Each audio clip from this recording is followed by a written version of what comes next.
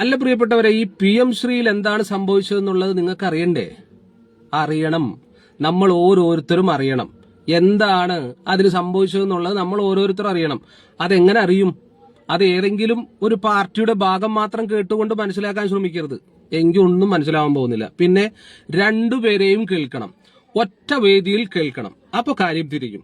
അതിനൊരവസരം ഞാൻ ഉണ്ടാക്കിയാലോ, ഈ വീഡിയോ ഉണ്ടാക്കിയാലോ? നിങ്ങളത് ആദ്യം മുതൽ അവസാനം വരെ കേട്ടോ. നിങ്ങൾക്ക് PM ശ്രീയിൽ എന്താണ് സംഭവിച്ചതെന്നുള്ളത് വ്യക്തമായും തിരിയും. കേരളത്തിന്റെ ഇപ്പോഴത്തെ മുഖ്യമന്ത്രി VD സതീശനും പിന്നെയോ പ്രതിപക്ഷ നേതാവ് പിണറായി വിജയനും ഉണ്ട്. രണ്ടുപേരും പറ്റിയ ആളുകൾ തന്നെയല്ലേ? ഇവരുടെ വാദമുഖങ്ങളെ ഒറ്റ വേദിയിൽ നിങ്ങൾ കേട്ടോ. നിയമസഭയിൽ നടന്നതാണ് കേട്ടോ. അത് നിങ്ങൾക്ക് ഞാൻ വ്യക്തമായി കേൾപ്പിച്ചു തരാം.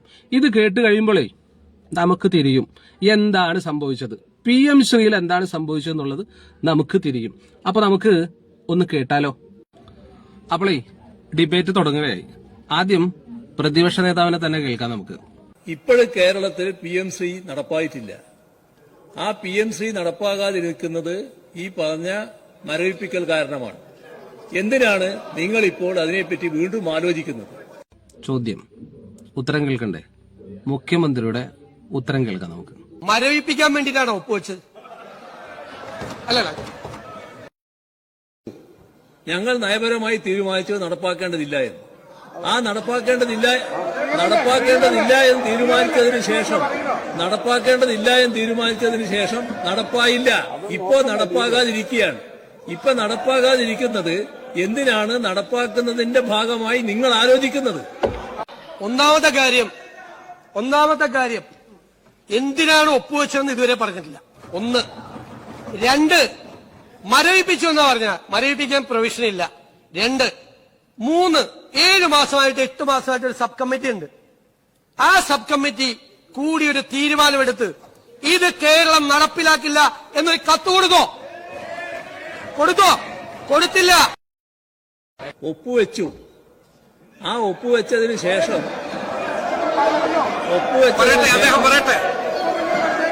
എന്തിനാണ് ഒപ്പുവെച്ചതെന്നാണല്ലോ ചോദിക്കുന്നത്. ഇവിടെ സർവശിക്ഷ അഭിയാന്റെ ഫണ്ട് തടഞ്ഞു വെച്ചത് 1500 കോടിയിലധികം രൂപയായിരുന്നു. ഇവിടെ കാണേണ്ടത് NEPയുടെ ഭാഗമായിട്ടുള്ള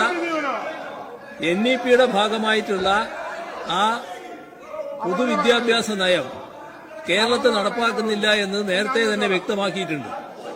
അതിനകത്ത് വേറെ വ്യത്യാസമില്ല. ആ നയം നടപ്പാക്കാൻ തയ്യാറല്ല.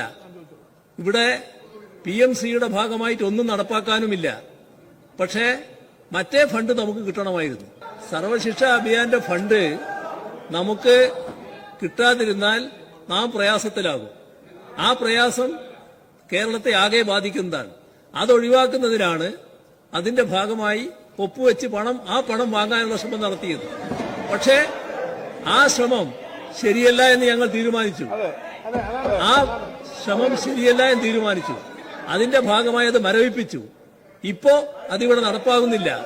8 മാസമായി നടപ്പായിട്ടില്ല. എന്തിനാണ് നിങ്ങൾ ഇപ്പോൾ നടപ്പാക്കാൻ ശ്രമിക്കുന്നത്? അതായത് എന്തിനു ഒപ്പുവെച്ചു എന്ന് പറഞ്ഞാൽ പണം കിട്ടാൻ വേണ്ടിയിട്ട് ഒപ്പുവെച്ചു. അപ്പോ ആ നടപടിക്രമങ്ങളെല്ലാം ഇതിലൊരു കാരണവശാലും ഒപ്പുവെക്കില്ല എന്നുള്ള തീരുമാനത്തെ, പ്രത്യയശാസ്ത്രപരമായ നയപരമായ തീരുമാനത്തെ, RSS വിഷസർപ്പമാണ് എന്ന് പറഞ്ഞ തീരുമാനത്തെ മുമ്പിൽ കീഴടങ്ങി ഒപ്പുവെച്ചു. നമ്പർ 1. നമ്പർ 2, എന്തുകൊണ്ട് നിങ്ങൾ ഇത് നടപ്പാക്കുന്നു എന്ന ചോദ്യമാണ്. ഞങ്ങൾ നടപ്പാക്കുന്നു എന്നൊന്നും പറഞ്ഞിട്ടില്ലല്ലോ. നിങ്ങൾ പറഞ്ഞത് എന്റെ രണ്ടാമത്തെ ചോദ്യം, എന്തുകൊണ്ട് ഇത് ഞങ്ങൾ ഇനി നടപ്പാക്കില്ല എന്ന് പറഞ്ഞിട്ട് ഒരു കത്ത് കൊടുത്തില്ല? 8 മാസമായിട്ട് രണ്ടും ചെയ്തില്ല. ഒപ്പുവെക്കുകയും ചെയ്തു, നടപ്പാക്കില്ല എന്ന് പറഞ്ഞ് കത്തും കൊടുത്തില്ല. ഇത്രയും കേട്ട് കഴിഞ്ഞപ്പോയി എനിക്ക് മനസ്സിലായത് ഞാൻ പറയാം. നിങ്ങൾക്ക് മനസ്സിലായത് നിങ്ങളത് കമന്റ് ചെയ്തോ, അതിന്റെ താഴെ കമന്റ് ചെയ്തോ. എനിക്ക് മനസ്സിലായത് എന്താണെന്ന് വെച്ച് കഴിഞ്ഞാൽ ഈ PM ശ്രീ പദ്ധതിയെ UDFും LDFും ഒരേ സ്വരത്തിൽ എതിർക്കുന്നുണ്ട്. അവർക്ക് രണ്ടുപേർക്കും അതിവിടെ നടപ്പാകണമെന്ന ആഗ്രഹമില്ല. പക്ഷേ LDF അതിൽ പോയി ഒപ്പിട്ടത് പൈസക്ക് വേണ്ടിയിട്ടാണ്, കുറച്ച് കാശിന് വേണ്ടിയിട്ടാണ്. അത് നമുക്ക് അവകാശപ്പെട്ട പൈസ തന്നെയാണ്. അപ്പോൾ ഒരു വഞ്ചനയിലൂടെ ശരിയല്ലേ? അങ്ങനെ തന്നെ അതിന് പറയണം. ഒരു വഞ്ചനയിലൂടെ പൈസ മേടിച്ചിട്ട് ആ പദ്ധതി ഞങ്ങൾ മരവിപ്പിച്ച് നടപ്പാക്കാതിരിക്കുക. നടപ്പാക്കുമെന്ന് പറഞ്ഞ് ഒപ്പിട്ട് കൊടുത്തിട്ട് പൈസ മേടിക്കുക, എന്നിട്ട് നടപ്പാക്കാതെ മരവിപ്പിക്കുക, ഞങ്ങൾ നടപ്പാക്കണില്ല എന്ന്. പൈസ മേടിച്ചു കഴിഞ്ഞിട്ട് അതൊരു വഞ്ചന തന്നെയാണ്. എന്തിനെന്ന് കുറച്ച് ചില്ലി കാശിന് വേണ്ടിയിട്ട് നമ്മുടെ നാടിനെ അല്ലെങ്കിൽ നമ്മുടെ ആദർശത്തെ എന്തിന് പണയം വെക്കണം? ആ 200 കോടി കിട്ടിയില്ല എന്ന് വെച്ചാൽ പോരായിരുന്നു. അങ്ങനെ എത്രയോ കോടികൾ, ഇപ്പോൾ 200 കോടി കിട്ടിയാൽ 1200 കോടി തടഞ്ഞതിന്റെ ആ എല്ലാ കടവും തീരുമോ? ഇല്ലല്ലോ. അപ്പൊ പിന്നെ ഒപ്പിട്ട ആ പൈസ വാങ്ങിക്കേണ്ട കാര്യം ഉണ്ടായിരുന്നോ? ഇല്ല എന്നതാണ് എൻ്റെ ഒരു അഭിപ്രായം. അത് ഒപ്പിട്ടത് കൊണ്ടാണ് ഈ പുകിലൊക്കെ ഇവിടെ നടക്കുന്നത്. അല്ലായിരുന്നെങ്കിൽ ഒരു പ്രശ്നം ഉണ്ടായിരുന്നില്ല.